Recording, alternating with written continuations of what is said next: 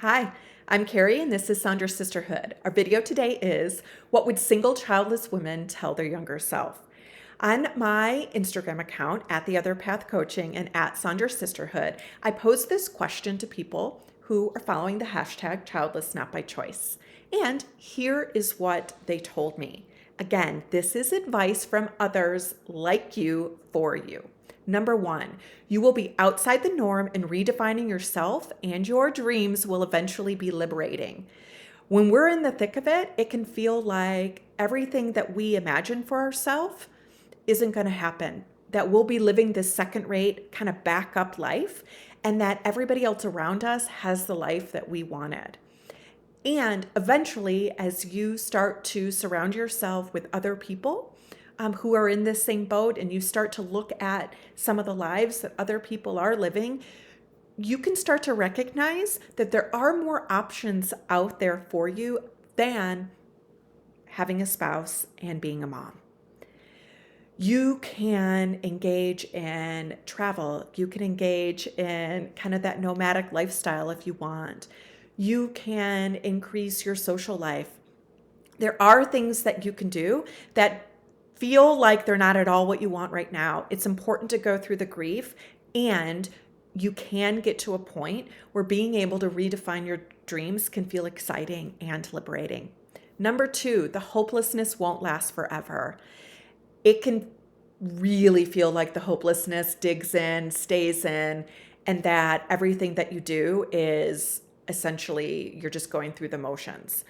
Again, with help, with community, you can start to feel hopeful about your life again. You can start to feel excited about the future that you can have. Remember, the hopefulness does not last forever, and you can live a beautiful life. Number three, engage in the Childless Not by Choice online community. It can help you feel less alone. This is something that for me, I didn't even know existed. I wish I would have got involved in this a long time ago. And this was probably the most common piece of advice that I got on this survey, is wishing that people would have engaged in this community a long time ago. I think this happens for a variety of reasons. One, people don't know that exists. I think people don't even know there's a name for this. I also think it can be very difficult to acknowledge that your life is going to include not having children. So you can kind of want to avoid labeling yourself as that. And the overwhelming, most popular piece of advice is engage in the Childless Not by Choice online community. You can really tiptoe into it if that's what feels more comfortable for you. But even just exposing yourself to it, reading the content, listening to the videos, when you're up for it, you can start to attend some groups. Sandra's Sisterhood has some monthly groups that you can attend that are really low risk. They're free. We do book clubs, we do social hours, and we do some workshops. So follow us on Instagram to learn a little bit more about that if this piece of advice feels like something you'd like to do, but you're not sure where to start. Number four, the grief will give way to feeling whole again. The grief will give way to feeling whole again. The grief is brutal. The grief is painful. The grief is often unrecognized, so it can sometimes make you feel crazy. And you can get to a place where you feel like you can move forward. Sometimes a coach or a therapist, along with the community, can help you move along those steps. It's really important to validate your grief because it is grief. Number five, trust your gut. Only you know what's best for you and your body. It's okay if others don't understand. If you're childless not by choice due to infertility, it's okay to stop if you're done. That puts a huge psychological toll, a huge physical toll, and it can really be consuming. And if you decide, and it's expensive, and if you decide, nope, I'm done with this. I tried, it's not going to happen. I'm done. I'm ready to make peace with this and move on.